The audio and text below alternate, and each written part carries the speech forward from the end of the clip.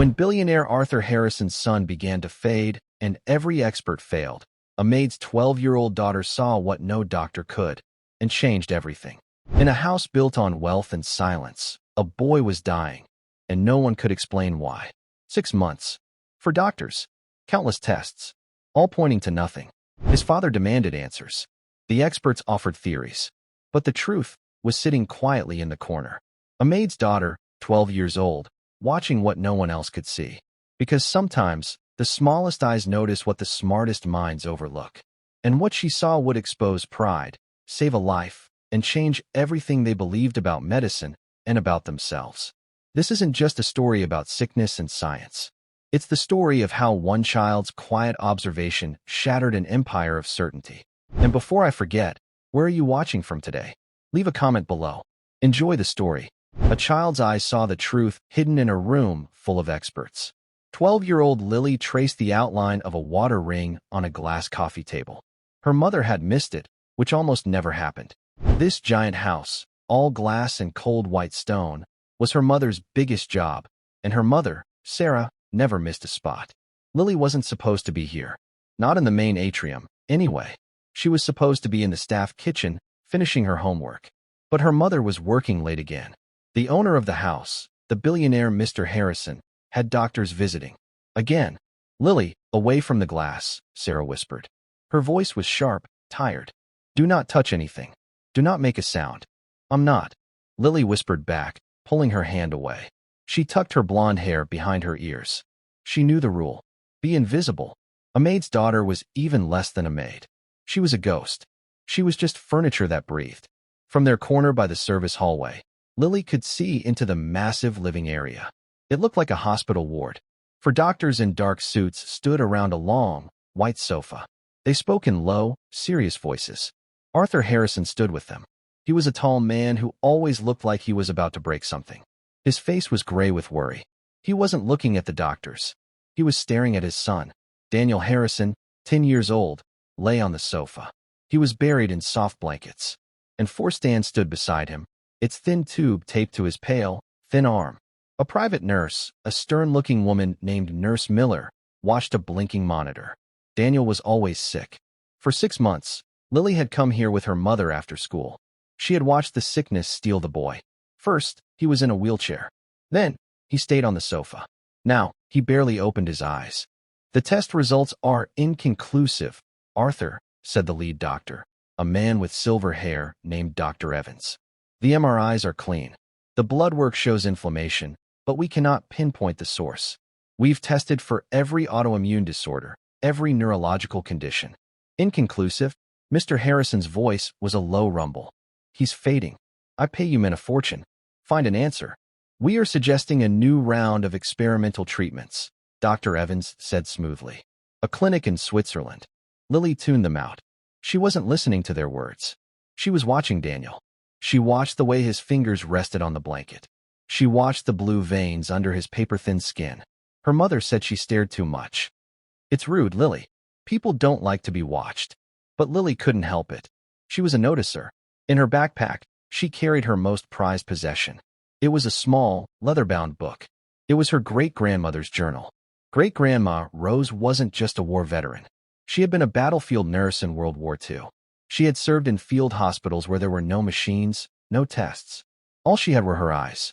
Lily had read the journal so many times, she knew parts by heart. The doctors see the fever. They see the wound. Rose had written in faded blue ink.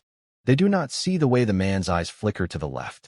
They do not notice the faint smell of almonds on his breath. They miss the small things. The war is loud, but the truth is almost always quiet. Lily lived by that. She watched for the quiet things. And she had noticed something about Daniel. She had seen it 3 times before. It was a symptom, but none of the doctors ever saw it. They were always too busy looking at their charts. It started now. It was silent. So silent, only a watcher would see it. First, Daniel's left hand, which had been relaxed, slowly curled. The pointer finger began to tap. A steady, rhythmic tap against his thumb. 1, 2, 3. Pause. 1, 2, 3. Pause. Lily's breath caught. He just seems so weak, Mr. Harrison was saying, his back to his son. He has no energy, no? His vitals are stable. Nurse Miller interrupted, her eyes on the monitor. Blood pressure is steady. Look at him. Lily wanted to scream. Stop looking at the machine. Now the second thing happened. Daniel's head, resting on the pillow, gave a tiny, almost invisible jerk to the right. It was not a seizure. It was not a tremor. It was a single, sharp tick. The tapping in his hand got faster. We believe a change of environment is crucial, Dr. Evans said, holding a tablet. The air quality in the Alps. He's doing it again, Lily whispered. Her mother grabbed her arm. Hush, Lily. What did I tell you? He's doing the thing with his hand, Lily insisted, her voice a little too loud. The room went silent. All four doctors, the nurse, and Arthur Harrison turned. They all looked at the small, blonde girl in the hallway. Lily felt her face burn red. Her mother's fingers dug into her arm like claws. Sarah, what is the meaning of this? Mr. Harrison snapped. His grief made him mean. Get your daughter out of here. I apologize, sir. Right away. Lily, let's go. Now. Sarah's voice was trembling. She was going to be fired. Lily knew it. But he's doing it, Lily said, pulling free of her mother's grip. She stepped out of the shadows and into the giant, sun-filled room. She felt as small as a bug under a magnifying glass. Dr. Evans looked insulted. Young lady, this is a private medical consultation. His hand, Lily said, pointing. She was terrified, but the words tumbled out. Look at his hand. The left one. Everyone looked at Daniel. The boy's hand was perfectly still. The tapping had stopped. The head jerk was gone. Lily's heart sank. It was gone. There is nothing wrong with his hand, Dr. Evans said, his voice dripping with annoyance. It was tapping, Lily stammered. His pointer finger. 3 times. And then his head jerked. He does it every time before he gets one of his bad spells. Nurse Miller scoffed. A bad spell. We are monitoring for seizure activity. There is none. It's not a seizure, Lily said. It's different. It's smaller. And it happens right before he gets the bad headaches and the fever. I've seen it. You just missed it. Lily, Sarah gasped, rushing forward to grab her. Mr. Harrison, I am so sorry. She reads too many strange books. She has an imagination. An imagination? Dr. Evans said. She is interrupting our work. She is upsetting the patient. Mr. Harrison looked at Lily. His eyes were cold. Get her out. And Sarah, your services are no longer required. Tears sprang to Lily's eyes. Her mother's face went white. She had done it. She had gotten her mother fired. All because she couldn't keep quiet. No, wait, Lily said desperately. She ran toward the sofa. Get back, Nurse Miller commanded, putting a hand out. It's not just the tapping. Lily shouted. It's the smell? Can't you smell it? That stopped them. Mr. Harrison frowned. Smell what? Dr. Evans looked confused. There is no odor here. There is, Lily insisted. She leaned closer to Daniel. The nurse tried to pull her back, but Mr. Harrison held up a hand. Let her. Lily put her face near Daniel's head, near his hair. It was faint. So faint. But she knew it. It smelled like her father's workshop. It smells like burnt sugar, Lily said, looking up at the doctors. Or like burnt almonds. Sweet. And sad. Dr. Evans rolled his eyes. Mr. Harrison, this is absurd. This child is. Wait, Mr. Harrison said. He knelt by the sofa. He leaned close to his son. He inhaled deeply. His head snapped up. He looked at Dr. Evans. His face was pale. She's right. He whispered, a new, terrible fear in his eyes. There is a smell. It's sweet. Dr. Evans suddenly looked less confident. He leaned in. The other doctors leaned in. They were all sniffing the boy's hair and skin. I don't smell anything, Dr. Evans said, but he looked worried. You're not trying, Lily said. It's right there. Arthur, this is stress, Dr. Evans tried to reassure him. You're overtired. It was the tapping, then the head jerk, then the smell, Lily said, her voice steady now. Her great-grandmother's courage was flowing into her. That's the order. I've seen it 3 times. And about an hour later, he gets very, very sick. Mr. Harrison stood up. He looked at the team of expensive doctors. Then he looked at the 12-year-old maid's daughter. You've seen this pattern 3 times? He asked Lily. Lily nodded. The last time was last Tuesday. He did the tapping. You were on a phone call. The nurse was changing his forebag. He did the head jerk. Then he said his head hurt. 2 hours later, he had a fever of 103. A heavy silence filled the room. The doctors looked at each other. Nurse Miller opened her mouth, then closed it. "And you," Mr. Harrison said to Dr. Evans. "You, with all your machines and your tests. You never saw this." It's anecdotal," Dr. Evans stammered. "A child's observation. It's a pattern," Mr. Harrison said. "And it's the only pattern we've had in 6 months." He turned to Sarah, Lily's mother, who was still standing frozen by the door, ready to be thrown out. "Sarah," Mr. Harrison said. "Yes, sir," she whispered, her hands shaking. "Your daughter," he said, his voice flat. "She will stay here. With Daniel. Sir. She will sit in this room. And she will watch him. If he taps, if he jerks, if she smells anything, she will tell us." Immediately, Dr. Evans stepped forward. "Mr. Harrison, this is highly irregular. We cannot base a diagnosis on burnt sugar." Mr. Harrison turned to the doctor. His eyes were like ice. "You have failed me for 6 months. You've brought specialists from all over the world. They have all failed. This girl, this child, has seen something you all missed." He pointed a finger at Dr. Evans. "So from now on, you work for her." Lily's mother, Sarah, stood frozen by the door. Her hands were pressed to her mouth. She was not fired. That was the first thought. The second, more terrifying thought was, what happened now? Dr. Evans adjusted his expensive tie. His face was a mask of professional calm, but his eyes were furious. He had been humiliated by a child. "Mr. Harrison," Dr. Evans said, his voice tight, "I must advise you. This is unorthodox. We are medical professionals. She is a girl. You are placing your son's health in the hands of an anecdote." "An anecdote you missed," Harrison replied, his voice dangerously quiet. "You've had 6 months to find something. You found nothing. She found a pattern in one afternoon of watching." He turned to the stern nurse. "Nurse Miller." "Yes, sir," she said, her back rigid. "Get a chair. Place it 6 feet from my son's sofa." "Sir." "Get her a chair," he commanded. "She will not leave this room. Not until I say so." "Sarah," he said, looking at Lily's mother. "Yes, Mr. Harrison," Sarah whispered. "You will report to the head housekeeper, Mrs. Davies. Tell her you and your daughter will be staying. You are on call. Mrs. Davies will arrange a guest suite for you." A guest suite, not a staff room. The line, already blurry, had just been erased. Nurse Miller returned with a heavy upholstered chair. She placed it on the white marble floor with a soft thud. It felt final. Lily looked at her mother. Sarah's eyes were wide with fear. She gave Lily a short, sharp nod, as if to say, "Be brave. Don't speak. Just do as he says." Then, Sarah backed out of the room, disappearing into the service corridor. Lily was alone. She was alone with the billionaire, the angry doctors, the resentful nurse, and the sick boy. "Sit," Mr. Harrison said to Lily. Lily walked over to the chair. It was soft, much nicer than any chair in her own home. She sat on the very edge of it. Her backpack, with her great-grandmother's journal, was still on her back. She didn't dare take it off. "Now," Mr. Harrison said, turning back to the medical team. "You will wait. You will all wait." "Arthur, this is preposterous," Dr. Evans protested. "We have appointments. We have other patients." "Cancel them," Harrison said. "Or send me your bills for the day. I don't care. You are not leaving until you see what she saw." The 3 other doctors looked at each other. They were trapped. They were being paid fortunes to be held hostage by the observation of a 12-year-old. The room fell into a deep, awful silence. The only sounds were the quiet beeps of the medical monitor, the hum of the air conditioning, and the rustle of Dr. Evans's suit as he paced angrily by the floor-to-ceiling windows. Lily did not move. She did not look at the doctors. She looked at Daniel. She watched his face.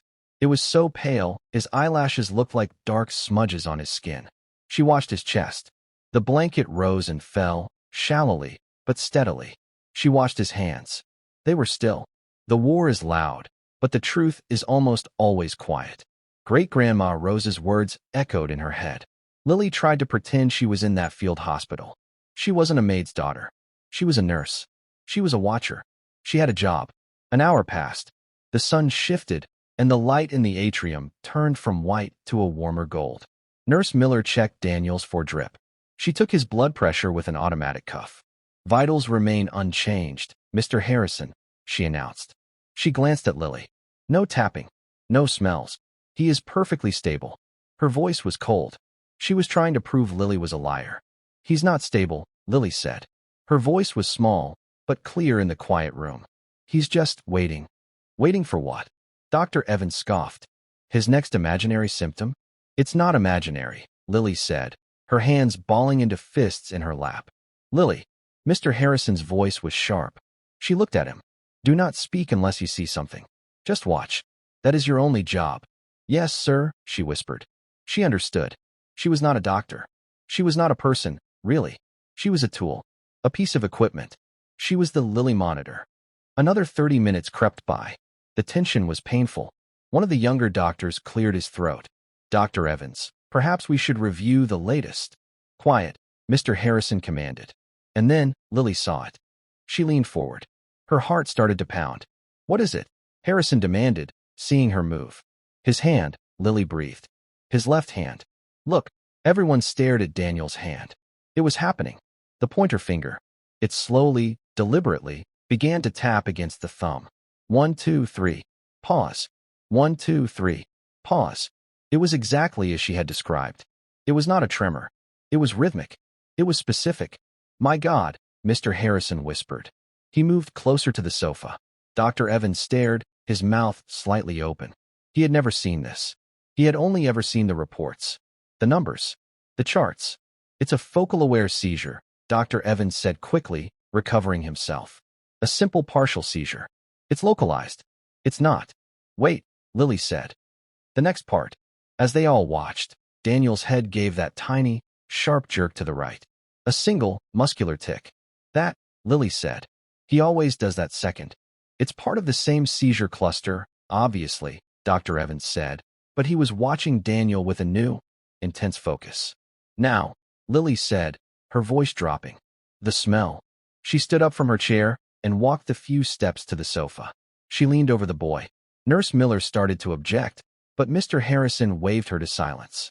Lily inhaled near Daniel's hair. It was there. Faint, but stronger than before. The smell of burning sugar. A sweet, metallic, sick smell. It's here, she said, looking at Mr. Harrison. Harrison knelt beside her. He sniffed.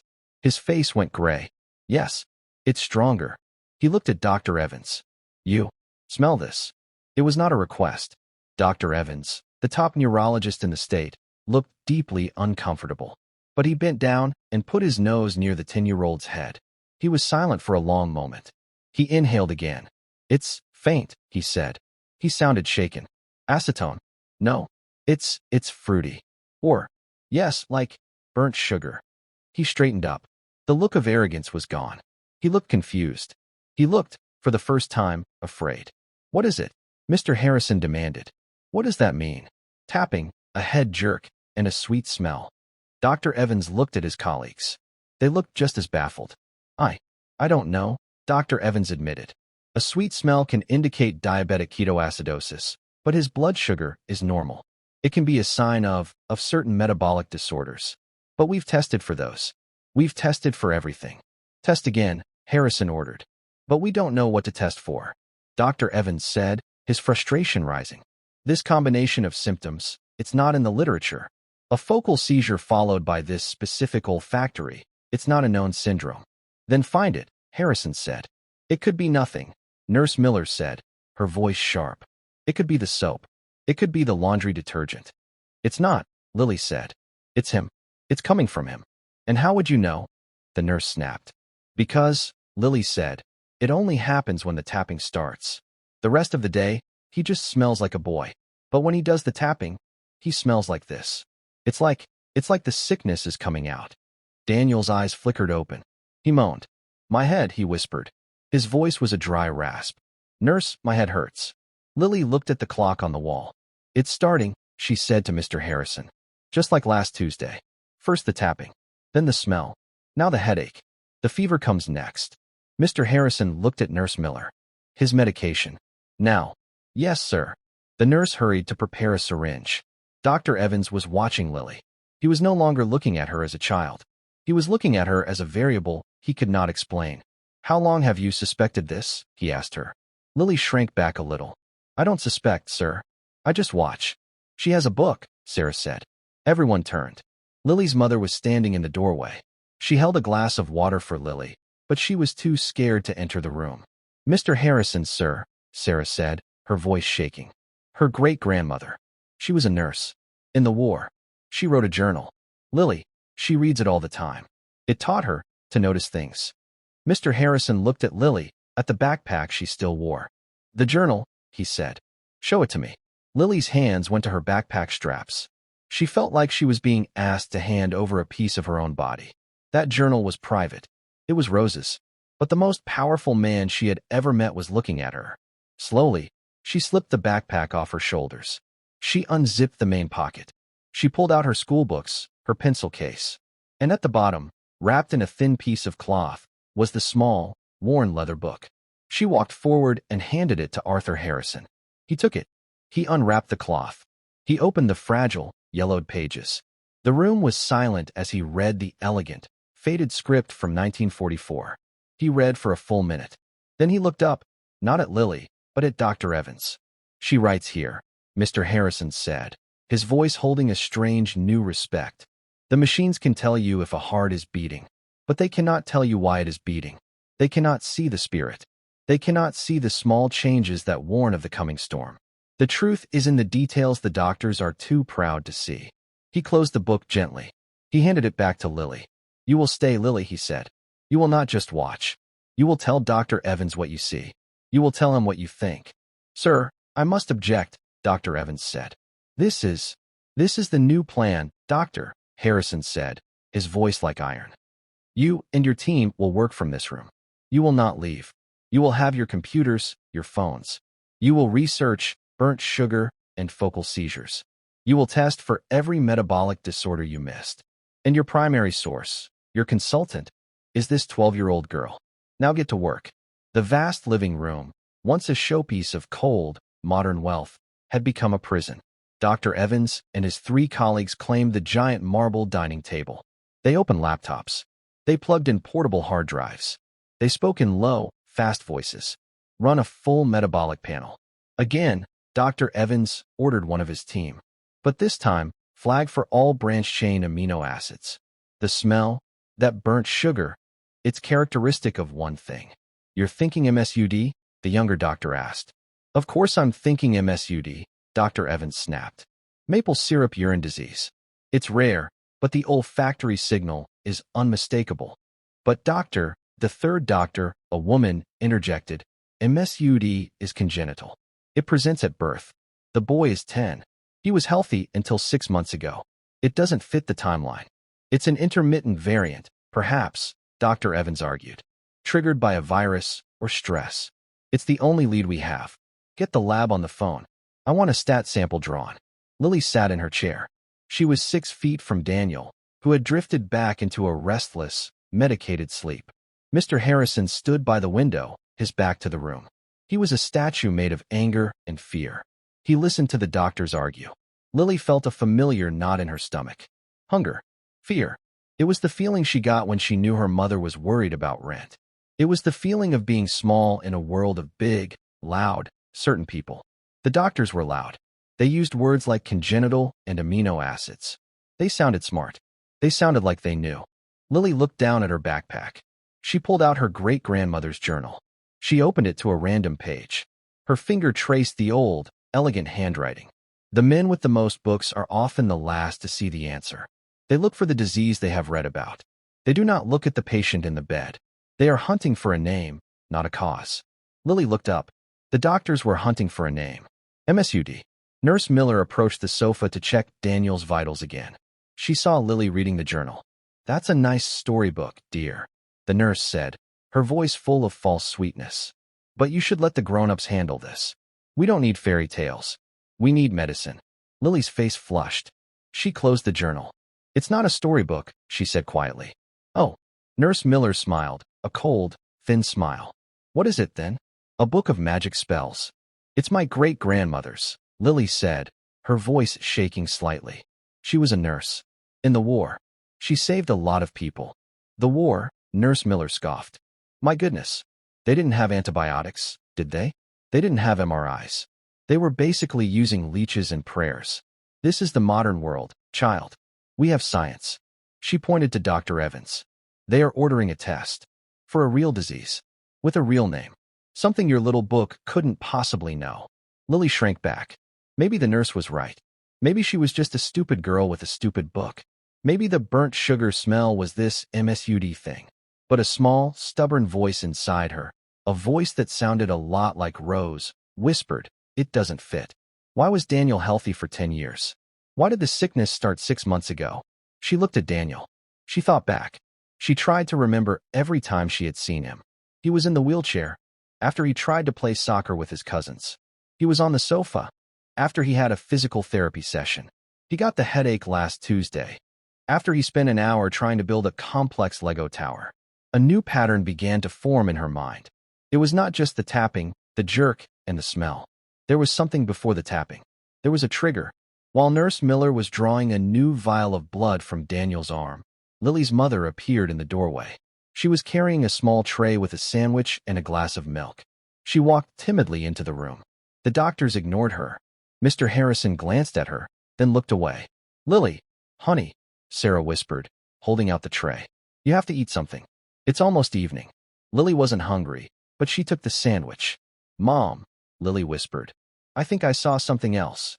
"Hush, baby," Sarah said, her eyes darting toward the doctors. She was terrified.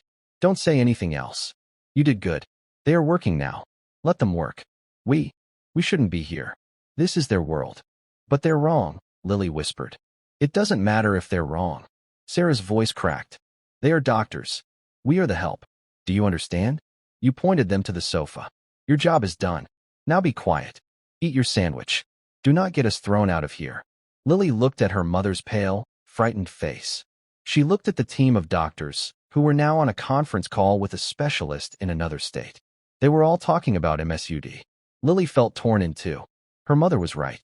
She should be invisible. But Great-Grandma Rose's words were in her head. The truth is in the details the proud men miss. Being proud was a luxury. Lily was not proud. She was just a watcher. An hour later, the stat test results came back. A message pinged on Dr. Evans's laptop. He read it. His face, which had been confident, turned pale. "What is it?" Mr. Harrison demanded, turning from the window. "The test," Dr. Evans said, his voice flat.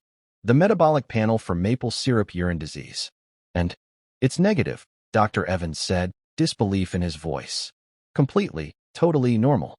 He doesn't have it." The room was plunged back into silence. The only lead they had, the only real disease they could name, was a dead end. The younger doctor threw his hands up. "Then we're back to square one. There is no known condition that combines these symptoms."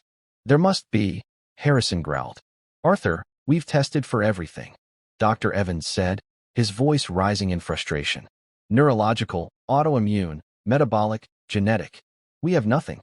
The symptoms, the tapping, the smell, they are anomalies. They don't connect." "Yes, they do," Lily said. Every head in the room turned to her. Her mother, who had been hiding in the hall, gasped. Nurse Miller rolled her eyes. "Oh, please. Not again." Lily stood up. Her legs were shaking, but she held the leather journal in her hands. She held it like a shield. "What did you say?" Mr. Harrison said, walking toward her. "They do connect," Lily said, her voice clearer now. You're looking at the wrong part. You're looking at the sickness. You're not looking at what happens before the sickness." Dr. Evans looked insulted. "And what happens before, little girl?" "He gets tired," Lily said. Dr. Evans stared. "He gets tired. Of course he gets tired. He's critically ill. That is a result, not a cause." "No," Lily insisted. "Not sleepy tired. His muscles get tired. I've seen it. He tries to do something. He tries to build with his Legos, or eat with a fork, or stand up. He tries really, really hard. And his muscles, they just stop. They give out. He gets weak." She pointed at Daniel. And then, maybe a few minutes later, the tapping starts. And then the head jerk.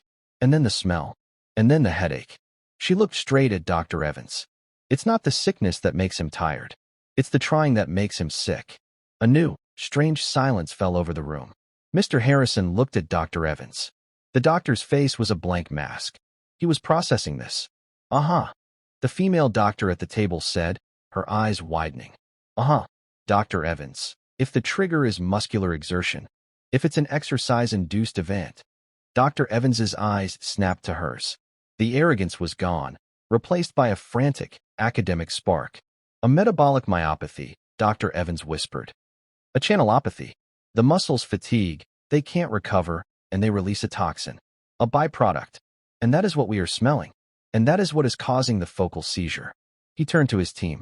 We've been hunting for the wrong thing. We've been testing his blood while he's at rest. We need to test him after an event. He looked at Mr. Harrison. Arthur, this is a breakthrough. This changes the entire field of inquiry. Mr. Harrison did not look at Dr. Evans. He was looking at Lily. He was looking at the small girl in the oversized chair, clutching a 70-year-old book. We need to trigger an event, Dr. Evans said, his mind racing. We need to induce muscle fatigue. Gently, so we can draw blood at the precise moment of failure. No, Mr. Harrison said. Dr. Evans stopped. Arthur, it's the only way to be sure. We have to. You will not trigger anything in my son, Harrison said. You will not hurt him. We will wait.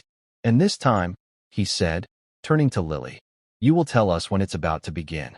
You will tell us when you see the trying. Lily nodded, her heart hammering. She had done it. She had changed their path. Nurse Miller stood in the corner, her arms crossed, her face a mask of pure fury. She had been wrong. The magic book and the girl had just beaten her modern science. The silence in the atrium stretched for 2 hours. It was a heavy, ugly silence. The doctors sat at the marble table. They stared at their screens. They had run out of ideas. Their grand theory about MSUD was wrong. They were back to zero. Nurse Miller busied herself, checking the monitors. Her movements were sharp, irritated. She avoided looking at Lily. Lily sat in her chair. She was a statue. She watched Daniel. She watched him breathe. She was waiting. She didn't know what for. She just knew she had to wait. Her mother, Sarah, came in and out. She brought Lily a bottle of water. She brought a warm cloth for Daniel's forehead. She moved like a mouse, desperate not to be noticed by the annoyed doctors. Lily opened her great-grandmother's journal. She needed to hear Rose's voice. Her finger found a passage she had marked. Men of medicine are impatient. They want to cut, to inject, to act. They forget that the body has its own language. It speaks in its own time. True healing begins not with a needle, but with patience. You must wait for the body to tell its secret. Lily closed her eyes. I'm waiting, Grandma Rose, she thought. I'm listening. Mr. Harrison stood by the window. He had not moved. He was staring at the gardens, but he saw nothing. He was a man made of coiled steel, ready to snap. This is pointless, Arthur, Dr. Evans finally said, breaking the silence. He's stable. The event is over. Whatever that was, it's gone. We're wasting our time. We should move him to the hospital. We need a full neurology team, not this. He gestured vaguely at Lily. You said you'd wait, Mr. Harrison said, his voice flat. He did not turn around. We waited. We saw the tapping. We saw the smell. The tests were negative. It was a dead end. It wasn't, Lily said.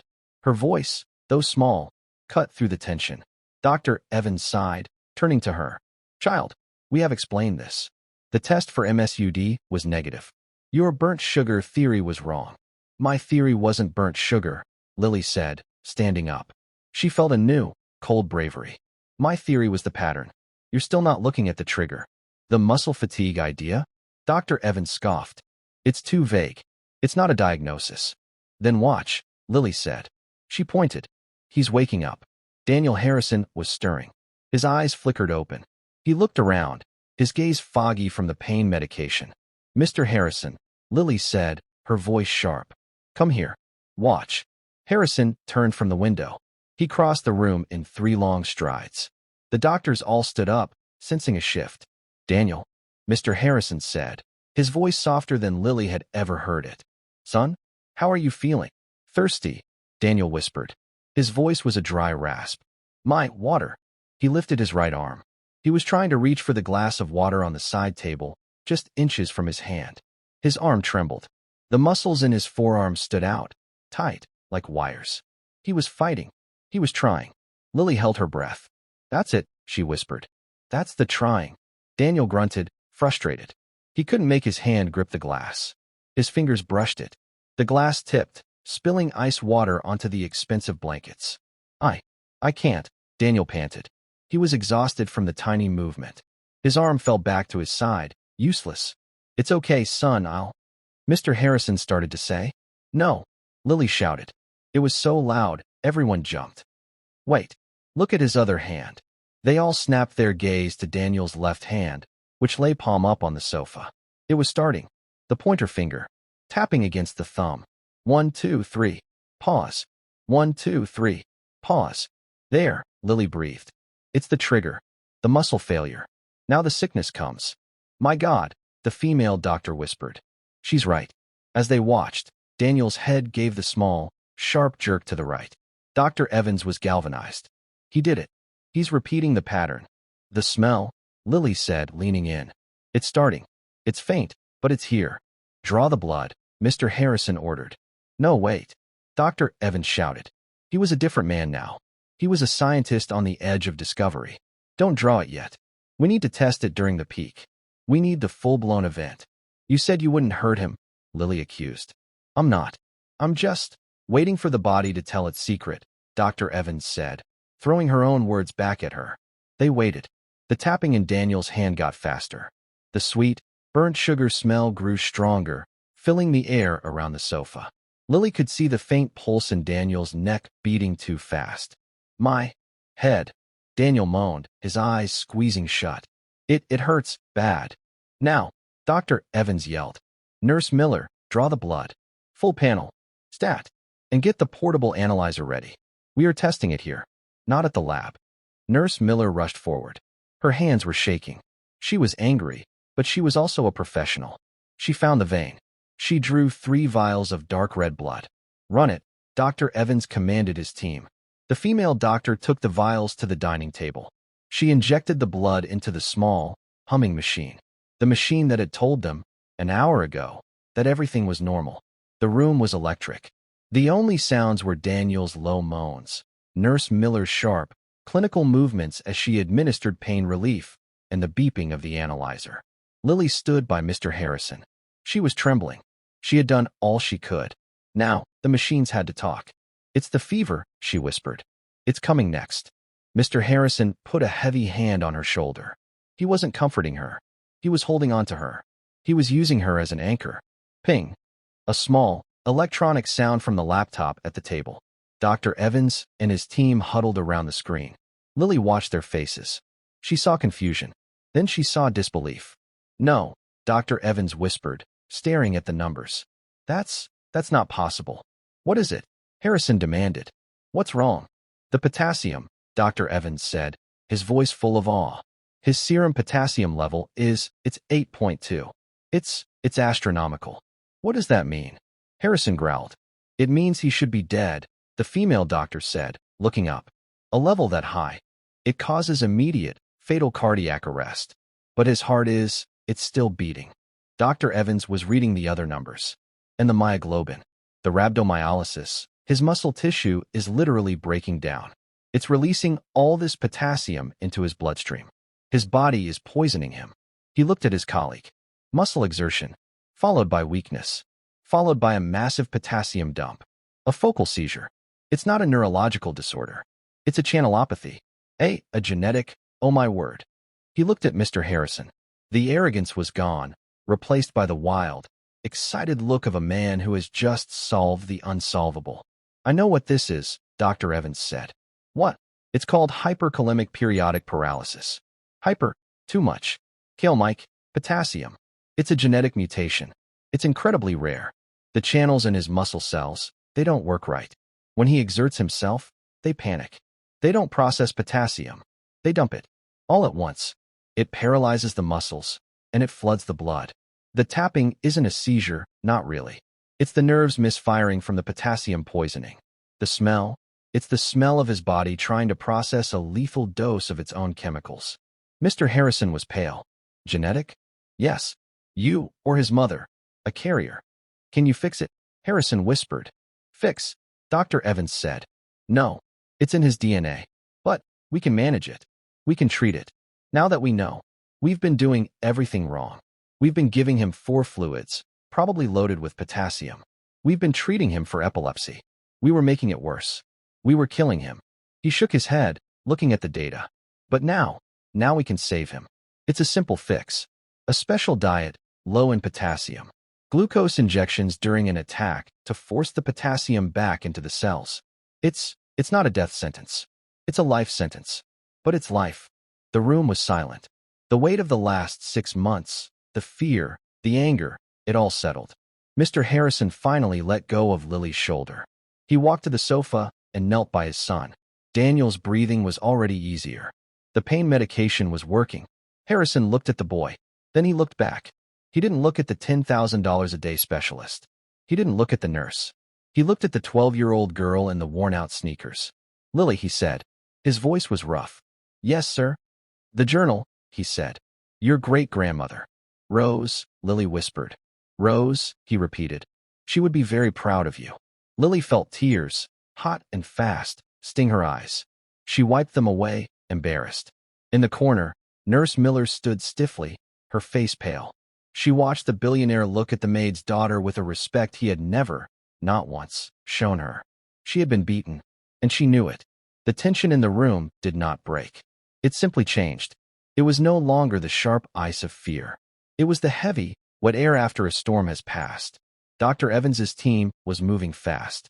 The female doctor was on the phone with the pharmacy at the state's largest hospital. Yes, and 4 of D10. Immediately. And oral glucose tablets. No, not a guess. It's a confirmed diagnosis of hyperkalemic periodic paralysis. The patient is a 10-year-old male. Nurse Miller stood by the 4-pole, her hands by her sides, her face pale.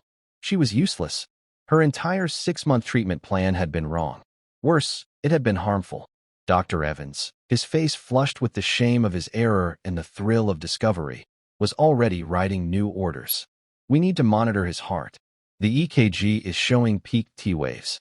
He's on the edge of a full cardiac event," he said, mostly to himself. "Get the glucose into him. Now." It will act as a key, forcing the potassium from his blood back into his cells. It's a temporary fix, but it's the one we need. Mr. Harrison had not moved from his son's side. He watched Daniel, whose breathing was still shallow, his face tight with pain. "Will he be all right?" "You said." "He will be," Dr. Evans said. He walked over to Mr. Harrison. He looked smaller. The arrogance was gone. "Sir, what we've been giving him, the standard saline drip, it's loaded with electrolytes, including potassium. We were," as she said, "making it worse. Every time he had an attack, we were pouring gasoline on the fire." He glanced at Lily, who was standing by her chair, her great-grandmother's journal held tight to her chest. I was treating the chart, not the boy. I was looking for a common disease. I never, not for 1 second, considered something this rare. I dismissed the symptoms because they didn't fit my textbooks." He looked directly at Lily. His eyes were clear. "You, young lady, you didn't have any textbooks. You just had your eyes. You saved his life. I have been a doctor for 30 years. I have never been more wrong. And I have never been more grateful to be proven wrong." He gave her a small, formal bow. "Thank you." Lily didn't know what to say. "You're welcome, sir." A few minutes later, a new 4-bag was hung. The clear, sugary fluid began to drip into Daniel's arm. The effect was not instant. But after 10 minutes, something remarkable happened. Daniel's breathing deepened.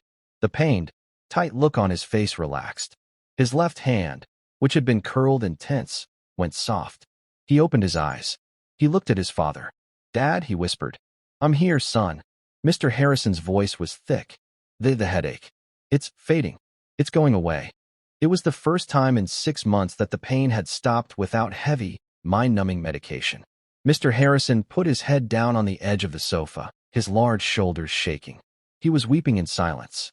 Lily's mother, Sarah, who was still by the door, put a hand over her own heart. She saw the miracle. She saw the billionaire crying. And she saw her own daughter, standing in the middle of it all, the one who had made it happen. Mr. Harrison composed himself. He stood up. He was once again the man in charge. But something was different. His eyes were not cold. They were clear. He looked past the doctors. He looked straight at Nurse Miller. She flinched. She knew what was coming. "Nurse," he said. His voice was quiet. "Mr. Harrison, you have been in my employ for 6 months, he said, his voice level. "You have been in this room every day. You have watched my son suffer. I followed Dr. Evans's orders. I monitored his vitals. You did, Mr. Harrison interrupted. You did your job, as it was written on a chart. But today, you did something else. You heard this child, he pointed to Lily, offer the truth. You heard her offer a new observation. A vital observation. And what did you do? Nurse Miller was silent. Her face was gray. You scoffed, Mr. Harrison said. You called her book a fairy tale. You told her to let the grown-ups handle it. Your pride, your arrogance, almost cost my son his life. You were more concerned with being right than with him. You were dismissed. Sir, you can't. A car will be ready for you in 10 minutes, he said, turning his back on her. You will leave this house. You will not be given a reference. Now go. Nurse Miller stared at his back. Her lip trembled. She looked at Dr. Evans, who refused to meet her gaze. She looked at Lily. Her eyes were full of a cold, black hatred. Then, she turned, and with as much dignity as she could find, she walked out of the room. She was gone. Mr. Harrison let out a long breath. He turned to Sarah. Sarah, he said. Yes, sir, she whispered, terrified. Your duties as a maid are over. You are, from this moment, my daughter's and my son's guest. Mrs. Davies will move you to the East Wing. You will have the suite overlooking the ocean. You will eat your meals with us. You are family now. Sir, I couldn't, Sarah stammered. I'm the help. You are the mother of the girl who saved my son, Harrison said, as if that explained everything. That is all that matters. Now, please, take your daughter. Get some rest. Both of you. He looked at Lily. I want you here tomorrow, Lily. Not as a watcher. As a friend. Daniel. He's going to need a friend. 3 days passed. The change in the Harrison mansion was total. The house, once cold and silent as a hospital, was now different. There was still a medical presence, but Dr. Evans and his team were consultants, not guards. They were cheerful. They were excited. They were witnessing a recovery they had thought impossible. Daniel was sitting up in his own bed, in his own room. The 4-pole was gone. The monitors were gone. His color was back. Lily sat on the floor of his bedroom. It was a room bigger than her entire apartment. They were playing a game of Go Fish. Got any sevens? Daniel asked. He was smiling. Lily had never seen him smile. Go fish, Lily said, smiling back. You're better at this than my last nurse, Daniel said. She always let me win. That's because she wasn't really playing, Lily said. She was just managing you. But you're not, he said. You're just here. He put his cards down. You know, I heard you. That day. In the big room. Lily looked up. You were awake? Sort of. In and out. I heard the doctors. I heard my dad. And I heard you. They all sounded loud. Angry. Scared. But your voice. He thought for a moment. Your voice was quiet. You sounded like you were just telling the truth. He looked at her. Thank you. You saw me. When they were all looking at the machines, you saw me. Lily's heart felt full. My great-grandma taught me, she said. The one in the book? Lily nodded. She said the truth is almost always quiet. Down the hall, in a luxurious guest suite, Sarah was trying to make her own bed. A housekeeper, a woman she had worked with for a year, rushed in. Mrs. Martinez, please, the housekeeper said, horrified. You must not do that. That is my job. Sarah dropped the sheet. I'm sorry, Maria. I'm not used to this.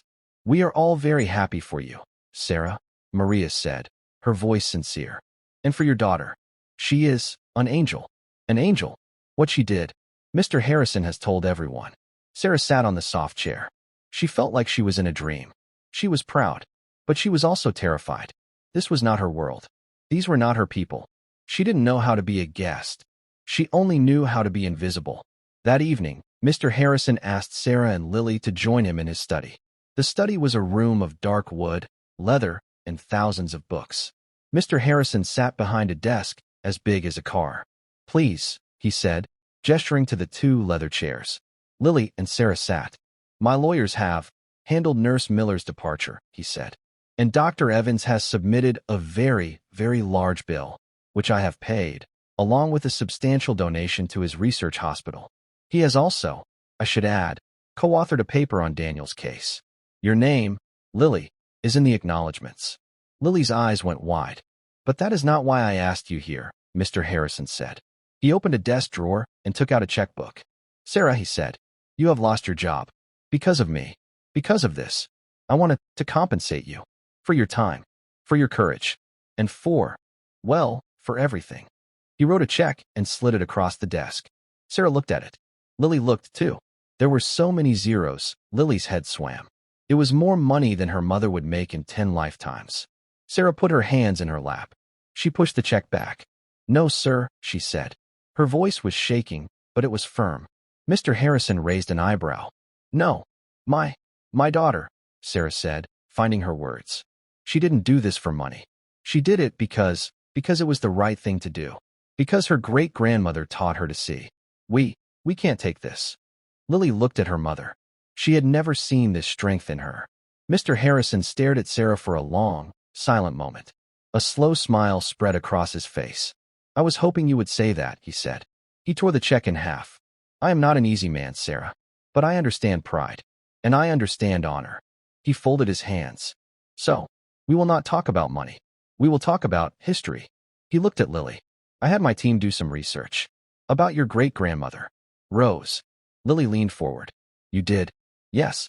She was a field nurse in the 36th Evacuation Hospital. In France. 1944, he opened a file. She was, by all accounts, a legend. Just as you said. She was known for noticing things. She diagnosed gas gangrene in a soldier everyone thought was just drunk. She saved an entire ward by identifying a contaminated water source. She was remarkable." "I know," Lily whispered. "She was." "But," Mr. Harrison said, "her records are incomplete. She was recommended for the Silver Star, for gallantry in action, a very high honor for a nurse." I never knew that," Sarah said. "The recommendation was lost," Mr. Harrison said. "The war ended. Paperwork was shuffled. The hero was forgotten, as they so often are." He closed the file. "I have connections. In Washington. I am making it my personal project to see that this oversight is corrected. The U.S. Army is going to review her case. For a posthumous award." Lily's jaw dropped. "And," Mr. Harrison said, "I have found something. We found a record of a man she saved. A paratrooper. She sat with him for 72 hours, refusing to let the surgeons amputate his leg. That man, he's 98 years old. He lives in Virginia. And he remembers her name. He's alive." Lily gasped. "He is. And he wants to meet the family of the woman who saved his life." Mr. Harrison smiled. "I've arranged for my plane to take you both to Virginia next weekend. If you'll accept." Sarah was crying, silent tears running down her face. Lily just nodded, speechless. She was not a maid's daughter. She was not a ghost. She was a hero's great-granddaughter. And, perhaps, she was a little bit of a hero herself. The next weekend, Lily and her mother stepped onto a private jet. It was all cream-colored leather and polished wood. Sarah, Lily's mother, sat rigidly in her seat, clutching her purse. She had never been on a plane before. "It's okay, Mom," Lily said. "Mija," Sarah whispered. I don't belong here." "You do," Lily said, her voice firm. She wasn't focused on the luxury. She held her backpack on her lap. Inside was the journal. She was going to meet someone who had known Rose. It was the only thing that mattered. They flew for 2 hours. A black car met them on the tarmac in Virginia and drove them to a small, neat suburban house. Before they could knock, the door opened. A woman in her 60s smiled. "You must be Sarah and Lily. Please, come in. Dad is waiting." In the living room, sitting in a wheelchair by the window, was an old man. He was thin, his skin like paper, but his eyes were bright. "Mr. Pierce?" Sarah asked softly. "Please, call me John." He smiled. "The family of Rose. I never thought I'd live to see this day. Please sit." Lily and Sarah sat on a floral sofa. "It's an honor to meet you, sir," Lily said. "No, child," John said. "The honor is all mine. You look like her a little. Around the eyes." She had sharp eyes. Kind, but sharp. She didn't miss anything. Lily felt a shiver go up her spine. "Mr. Harrison, he told us you knew her," Lily said. "In the war." "Knew her?" John let out a small, dry laugh. "Young lady, I owe her.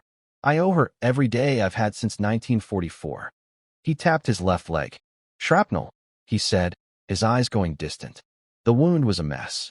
The surgeon, a major, he said it was gas gangrene. He said, "We take the leg, or you're dead in 48 hours." They had the tools laid out. Lily leaned forward. Her mother put a hand to her mouth. "I was 19. I was terrified. And then she came in." Your great-grandmother. She put her hand on the surgeon's arm. She said, "Stop, Major." He chuckled. He was furious. But Rose, she wasn't afraid. She said, "He doesn't have gangrene." The doctor said, "Look at it. It's dying." And she said, "No, smell it." The doctor looked at her like she was crazy. But she said, "Gangrene smells like rotten meat. This smells like hot pennies. It's not infection. The shrapnel is still in there, cooking him from the inside. That's the smell."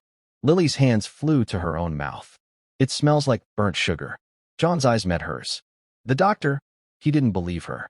He wanted to cut, but she shamed him into checking the x-ray first. She was right. My leg was full of metal. She saved me. She did more than that, John said, his voice thick. The surgeon walked away. He was too proud.